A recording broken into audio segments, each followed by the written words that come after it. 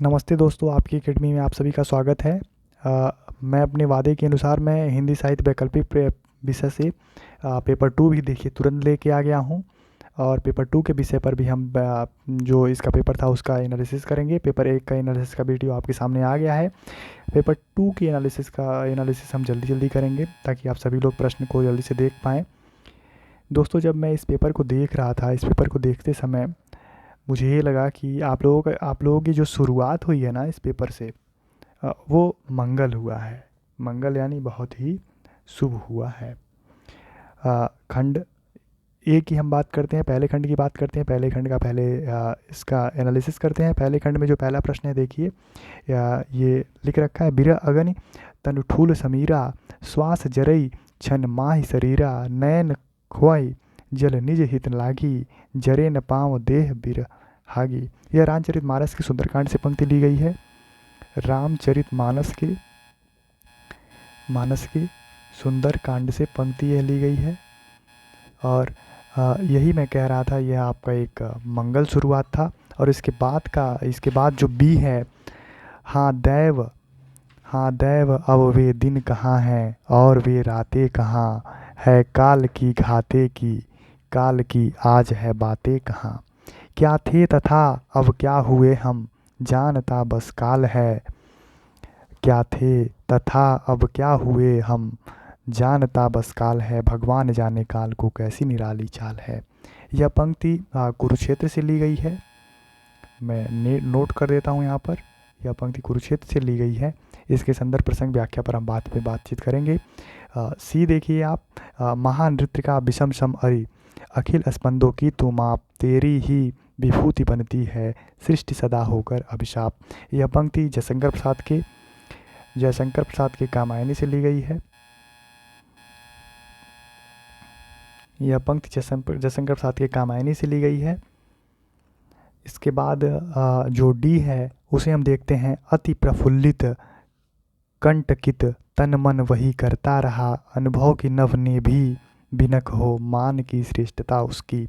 यह पंक्ति ली गई है ब्रह्म राक्षस से।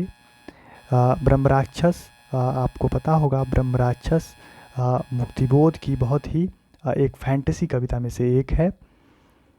आगे ई जो कि 5वां प्रश्न है, इसको हम देखते हैं, छोटे छोटे मोती जैसे उसके शीतल तुहिन कणों को, मान सरोवर की उन स्वर्णिम कमलों को घिरते देखा है, बादल को घिरते देखा है, बादल को घिरते देखा है। बहुत अच्छी पंक्ति है। यह बादल को घिरते देखा है नामक कविता से लिया गया है। मैं यहाँ नोट कर देता हूँ, बादल को घिरते देखा है। यह पेपर 2 का एनालिसिस है, आप सभी इसे ध्यान से देख लीजिए। मैं खंड ए का जो पहला प्रश्न था, इसके 5 जो प्रश्न दे रखा है उस पर मैं बात कर चुका हूँ। अब अगले स्लाइड पर चलते हैं। यह प्रश्न जो था, यह 5 प्रश्न जो था वो 10 नंबर का था, जो कि आप यहाँ देख सकते हैं। और जो नए बच्चे हैं, आप इस चैनल को प्लीज़ सब्सक्राइब कर लीजिए और बेल आइकन को प्रेस कर लीजिए। मैं इन सभी प्रश्नों की जो दे रखा है उसके विस्तृत व्याख्याओं पर चर्चा करूंगा, बात करूंगा। आगे की स्लाइड को हम देखते हैं। आगे की स्लाइड में प्रश्न दे रखा है।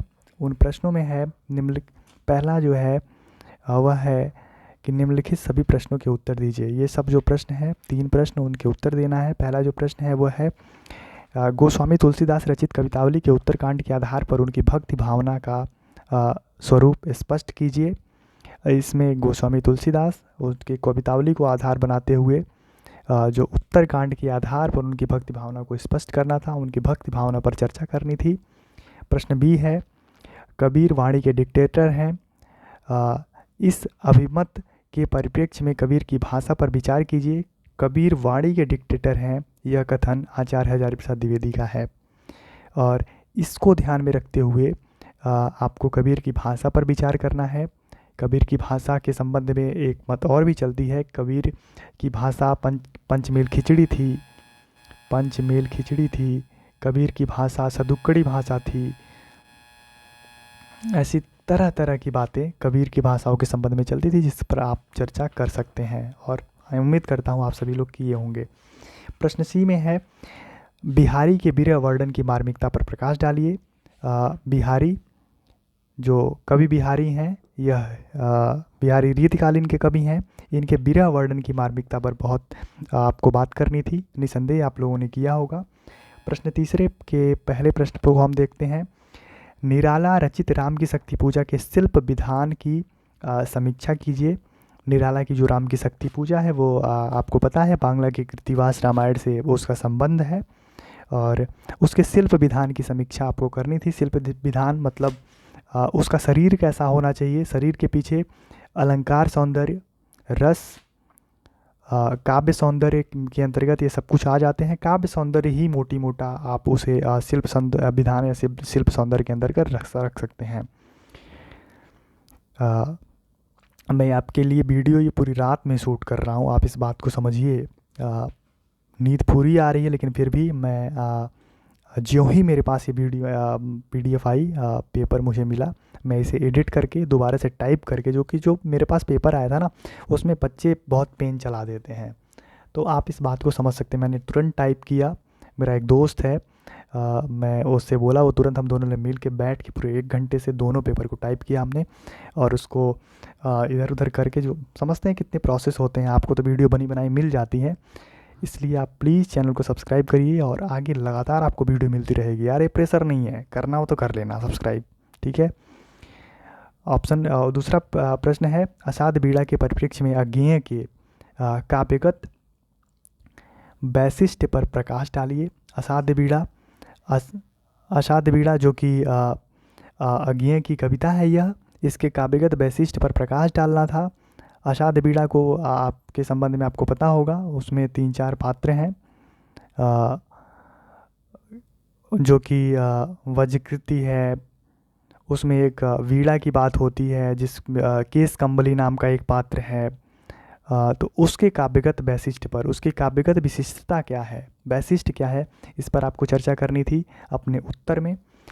प्रश्न सी है, नागार्जुन के काव्य वैशिष्ट्य पर सौदाहरण। नागार्जुन के काव्य वैशिष्ट्य, नागार्जुन के काव्य की विशेषता क्या थी, वैविध्य, वैशिष्ट्य मतलब विशेषता पर बात करनी है आपको इन लोगों के, ठीक है। प्रश्न अच्छे हैं। प्रश्न फर्स्ट की अपेक्षा प्रश्न सेकंड जो हमारा है वो हमको थोड़ा सा आसान लग रहा है। प्रश्न 4 की तरफ हम चलते हैं। प्रश्न 4 में भी 3 प्रश्न हमें करने हैं। 20-15-15 का रेशियो है नंबरों का। ए की तरफ हम चलते हैं। सुंदरकांड के वाग वैदग्ध्य की भ्रमर गीत सार के आधार पर समीक्षा कीजिए। अच्छा प्रश्न है। भ्रमर गीत सार अगर आप लोगों ने पढ़ा होगा, इसका सार अगर आपको पता होगा, इसकी समीक्षा अगर आपको पता होगी, तो आप ज़रूर इसका उत्तर दे दिए होंगे। भाव प्रेरित वचन वक्रता का महत्व अंकित करते हुए आचार्य रामचंद्र शुक्ल को कहना पड़ा। ये देखिए, भ्रमर गीत सार के संबंध में बात बोल रहा हूँ कि आचार्य रामचंद्र शुक्ल कहते हैं भ्रमर गीत सार के संबंध में कि सूरदास के संबंध में कि सूरदास में जितनी सहृदयता और भावुकता है, प्रायः उतनी ही चतुरता और वाग विदग्धता भी है। किसी बात को कहने के न जाने कितने टेढ़े मेढ़े ढंग उन्हें मालूम थे। वाग विदग्धता, और इसमें भी देखिए वाग वैदग्ध, ये शब्द जो मैच हो रहे हैं, आप इसे रामचंद्र शुक्ल को रिलेट कर सकते थे। प्रश्न बी देखिए, इसमें है कुरुक्षेत्र के आधार पर दिनकर की युग चेतना पर प्रकाश डालिए। कुरुक्षेत्र कविता से पीछे हम देख आए हैं कि एक व्याख्या भी करना था, और कुरुक्षेत्र से एक प्रश्न यहाँ भी आ गया है। आप निसंदेह बहुत अच्छे से प्रश्न किए होंगे। सी है कि नागार्जुन से देखिए 2 प्रश्न आया है। नागार्जुन रचित अकाल और उसके बाद की प्रासंगिकता पर प्रकाश डालिए। बहुत अच्छा प्रश्न है, इस प्रश्न को बहुत अच्छे से लिखना चाहिए था आपको, और निसंदेह आप लोगों ने लिखा होगा। प्रश्न 5 की तरफ हम चलते हैं। प्रश्न 5 में है, निम्नलिखित की सप्रसंग व्याख्या लगभग 150 शब्दों में कीजिए। विपन्न, पहला मैं पढ़ रहा हूँ कि विपन्नता के इस अबाह सागर में सुहाग ही वह तुम था, जिसे पकड़े हुए वह सागर को पार कर रही थी। इन असंगत शब्दों ने यथार्थ के निकट होने पर भी मानो झटका देकर उसके साथ से वह तिनके का सहारा छीन लेना चाहा, बल्कि यथार्थ के निकट होने के कारण ही उनमें इतनी वेदना शक्ति आ गई थी। यह पंक्ति गोदान की है। गोदान उपन्यास से यह पंक्ति ली गई है और इस पंक्ति को सप्रसंग व्याख्या के संदर्भ में आपको लिखना था। अगर आप गोदान पढ़े होंगे, गोदान की आपको रूपरेखा विषय वस्तु पता होगा, तो निसंदेह आप इस प्रश्न का उत्तर कर लिए होंगे, अच्छा लिखे होंगे। ये हो जाता है। प्रश्न बी की तरफ हम चलते हैं। वह संसार के सुख दुख अनुभव करता है, अनुभूति और विचार ही उसकी शक्ति है। उस अनुभूति का ही आदान प्रदान वह देवी से कर सकता है। वह संसार के धूसरित मार्ग पर का पथिक है। उस मार्ग पर देवी की नारीत्व की कामना में वह अपना पुरुषत्व अर्पण करता है। वह आश्रय का आदान प्रदान चाहता है। यह पंक्ति यशपाल के दिव्या नामक उपन्यास से लिया गया है और इसे भी आप निसंदेह अच्छे से कर लिए होंगे। अगले स्लाइड की तरफ हम चलते हैं। बस एक स्लाइड और है, इसमें हम देखते हैं तीसरा है कि प्रश्न है नीलोत्पल नहीं नहीं यह अंधेरा नहीं रहेगा। जहाँ तक मैं समझ पा रहा हूँ पहले पंक्ति से ही इसके अर्थ को हम समझ पा रहे हैं कि इससे मैला आंचल से लिया गया है। मानवता यह एक आंचलिक उपन्यास है और इसके लेखक हैं फणीश्वर नाथ रेणु। इसको मैं पूरा पढ़ देता हूँ एक बार। नीलोत्पल नहीं नहीं यह अंधेरा नहीं रहेगा, मानवता के पुजारियों की सम्मिलित वाणी गूंजती है, पवित्र वाणी। उन्हें प्रकाश मिल विक्षत पृथ्वी के गया है। तेजोमय छत विछत पृथ्वी के घाव पर शीतल चंदन लेप रहा है। प्रेम और अहिंसा की साधना सफल हो चुकी है। फिर कैसा भाव। डी की तरफ हम चलते हैं। आज तक के ये भीतरी उबाल और बाहरी दबाव के बीच टुकड़े टुकड़े होकर हमेशा टूटने को टेकते आए हैं। हर बार दिनेश को लड़ाई के मैदान में ले तो जरूर गए हैं, पर जैसे ही गोलियां चली हैं उसे वहीं छोड़कर भाग गए हैं। अकेला निहत्या। वह गोलियों की कोनी बौछार से लहूलुहान होता रहा है और ये खुद एक असहा अपराध बोध से। यह मैला आंचल नामक नाटक से मैं थोड़ा सा, चूँकि मैला आंचल और महाभोज थोड़ा सा दोनों म से स्टार्ट होता है, इसलिए थोड़ी सी दिक्कत हो गई, सॉरी इसके लिए। यह मन्नू भंडारी की नाटक, माफ़ कीजिएगा, मन्नू भंडारी के उपन्यास जो कि महाभोज नाटक का रूपांतरण है, उसी से लिया गया है। महाभोज उपन्यास से लिया गया है जो कि मन्नू भंडारी का है। मैं दोबारा से बोलता हूँ, यह पंक्ति महाभोज उपन्यास से लिया गया है जो कि मन्नू भंडारी जी उसकी लेखिका हैं। तीसरे डी की तरफ चलते हैं। नींद बहुत तेज आ रही है दोस्त। ई की तरफ चलते हैं। जैसे कहीं बहुत दूर बर्फ़ की चोटियों से परिंदे कहानी से यह पंक्ति ली गई है, जिसके लेखक है निर्मल वर्मा। बहुत अच्छी पंक्ति है, आप इस पर अच्छे से लिखे होंगे निसंदेह, ये मैं आशा करता हूँ। प्रश्न 6 की तरफ चलते हैं कि निम्नलिखित सभी प्रश्नों के उत्तर दीजिए। प्रश्न ए है आषाढ़ के एक दिन के आधार पर मोहन नागेश का नाट्यकला लिखिए। मोहन नागेश की नाट्यकला पर बात करनी थी, उनके तत्वों पर बात करना था और उनकी नाट्यकला आषाढ़ के एक दिन के आधार पर आपको लिखना था। ऑप्शन बी नंबर है मैला आंचल के आधार पर फणीश्वर नाथ रेणु की कथा भाषा। यह एक आंचलिक उपन्यास है, उसमें आंचलिकता के सारे तत्व मिलते हैं। उसमें वह आंचलिक भाषा, ठेठ गंवई भाषा का प्रयोग भी उसमें हुआ है। प्रश्न सी की तरफ हम चलते हैं। दिव्या के आधार पर यशपाल की विचारधारा पर विचार कीजिए। यानी दिव्या के आधार पर यशपाल की विचारधारा, उसके विषय वस्तु को ध्यान में केंद्रित करते हुए आपको उनकी विचारधारा पर इसका उत्तर लिखना था। निसंदेह आप लोगों ने लिखा होगा। और मैं बार बार कह रहा हूँ, इन एक एक प्रश्नों पर मैं बहुत अच्छे से सीरीज लेके आऊँगा और बहुत अच्छी तरीके से एक एक प्रश्नों पर बात करूँगा। उसका निसंदेह आप सभी लोग नोट्स बनाइएगा। उस नोट्स का आपको अगले एग्ज़ाम में बहुत लाभ होने वाला है। प्रश्न 7 की तरफ हम चलते हैं। प्रश्न 7 का पहला प्रश्न है गोदान की कथा विधान की समीक्षा कीजिए। अच्छा प्रश्न है। प्रश्न बी भारत दुर्दशा की प्रासंगिकता पर प्रकाश डालिए। बहुत ही अच्छा प्रश्न और बहुत ही भारत दुर्दशा जैसा नाटक मैं बता दूं कि आए दिन यह प्रासंगिक होते चला जाएगा। सृष्टि का विकास जैसे जैसे होगा, भारत दुर्दशा, भारतेंदु हरिश्चंद्र, जैसे महापुरुष हमेशा के लिए प्रासंगिक रहेंगे, इनके वचन हमेशा के लिए प्रासंगिक रहेंगे। इसका उत्तर आप लोगों ने लिखा होगा, ऐसा मैं उम्मीद करता हूँ। प्रश्न सी की तरफ हम चलते हैं। प्रश्न सी है, स्कंदगुप्त के आधार पर जयशंकर प्रसाद की राष्ट्रीय चेतना पर प्रकाश डालिए। इसका बहुत ही आसान प्रश्न है यह, और मैं बार बार कह रहा हूँ कि प्रश्न पेपर फर्स्ट की अपेक्षा पेपर 2 जो है वो काफ़ी सरल है, काफ़ी अच्छे प्रश्नों का शब्द चयन है।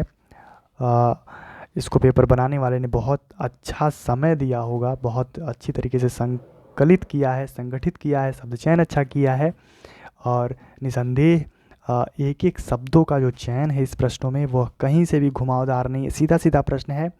बशर्ते आप इसका उत्तर भी सीधा सीधा लिखे हो तो निसंदेह आपको बहुत ही अच्छे अंक मिलेंगे।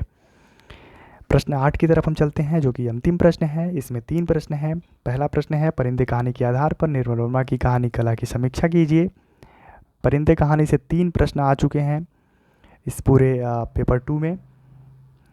प्रश्न बी है, श्रद्धा और भक्ति निबंध के आधार पर रामचंद्र शुक्ल की गद्य शैली की समीक्षा कीजिए। श्रद्धा और भक्ति निबंध जो है यह आचार्य रामचंद्र शुक्ल की बहुत ही चर्चित प्रसिद्ध निबंध है।